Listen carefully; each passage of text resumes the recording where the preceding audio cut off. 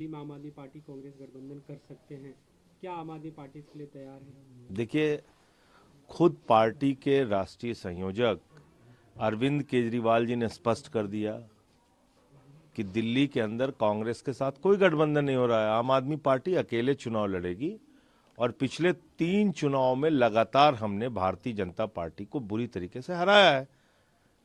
67 सीटें यहां पर उस वक्त ली जब नरेंद्र मोदी जी हरियाणा जीत के आए थे, झारखंड जीत के आए थे, महाराष्ट्र जीत के आए थे 2014 में। उसके बाद 15 में हमने 67 सीटें ली यहां पे, फिर 20 के अंदर हमने 62 सीटें ली यहां। तो आम आदमी पार्टी अकेले चुनाव लड़ेगी और भारतीय जनता पार्टी को बुरी तरीके से शिकस्त देगी।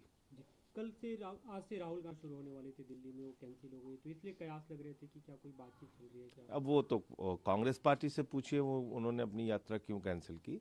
लेकिन जहां तक आम आदमी पार्टी का प्रश्न है, हमारे नेता अरविंद केजरीवाल जी ने भी स्पष्ट कर दिया है, पार्टी ने भी स्पष्ट कर दिया है कि यहाँ पर कोई गठबंधन आम आदमी पार्टी नहीं कर रही है, अकेले चुनाव लड़ेगी। कल आप लोग एक के घर पे ईवीएम को लेकर वो महाराष्ट्र चुनाव को लेकर मीटिंग थी। महाराष्ट्र के चुनाव में जो गड़बड़ियां हुई हैं उसको लेकर उस पर चर्चा हुई, और ये जानना जरूरी भी है।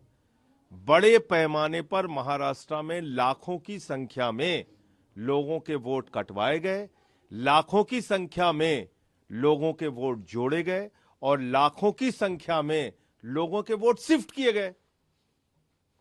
अब जब व्यक्ति पहुंच रहा है विधानसभा में कि भाई हमें इस बूथ पे वोट डालना है, पता चला आपका तो इस बूथ पे वोट ही नहीं है, उसका दूसरे बूथ पे वोट कर दिया है, फिर कौन जाएगा दूसरी जगह वोट देने के लिए?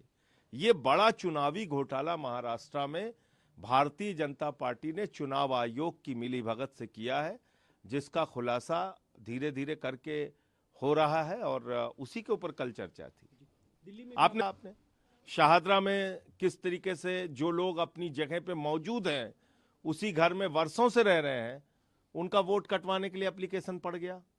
कल मैंने आरके पुरम का खोला कि 3800 वोटर्स को वोट कटवाने के लिए एप्लीकेशन पड़ गई, उनको बेचारों को पता ही नहीं है, उन्होंने कोई एप्लीकेशन दी नहीं है।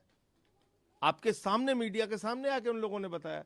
तो ये जो चुनावी घोटाला महाराष्ट्र और हरियाणा में भारतीय जनता पार्टी ने चुनाव आयोग के साथ मिलकर किया है, दिल्ली में हम उसको सफल नहीं होने देंगे। और महाराष्ट्र के ऊपर कल इस विषय पे चर्चा हुई थी। आप लोगों ने दिल्ली में यही आरोप को की, आपके पंकज गुप्ता ने आज अरविंद केजरीवाल मुख्य चुनाव आयोग से मिलने वाले इसे लेकर। निश्चित रूप से चुनाव आयोग अगर इस पूरे खेल में शामिल है तो उससे तो मिलके अपना विरोध दर्ज कराना होगा, और दिल्ली में ये काम ना हो पाए ये आज मांग करेंगे केजरीवाल साहब। दिल्ली में जो बातचीत हो रही थी रोहिंग्या को लेकर था, कल उपराज्यपाल सेक्रेटेरिएट की तरफ से पत्र लिखा गया मुख्य राज्यपाल, जो उपराज्यपाल को गृह मंत्री का इस्तीफा मांगना चाहिए, गृह मंत्री और मोदी का इस्तीफा मांगना चाहिए, क्योंकि बांग्लादेश का बॉर्डर त्रिपुरा, आसाम, बंगाल से लगता है। सीमा की सुरक्षा नरेंद्र मोदी और अमित शाह के हाथ में है। अगर त्रिपुरा से, आसाम से, बंगाल से चल के यूपी, बिहार पार करते हुए दिल्ली, देश की राजधानी में रोहिंग्या और बांग्लादेशी आ जा रहे हैं, तो इसके लिए कौन जिम्मेदार है? अमित शाह और मोदी को इस्तीफा देना चाहिए। अपने गुनाहों और अपने पापों पे जश्न मना रही भारतीय जनता पार्टी। नाच रहे हैं ये लोग, ड्रामे कर रहे हैं। और मोदी का दोस्त अडानी जो है, उसको हजारों करोड़ की बिजली दिया है बांग्लादेश में, ठेका दिया हुआ है।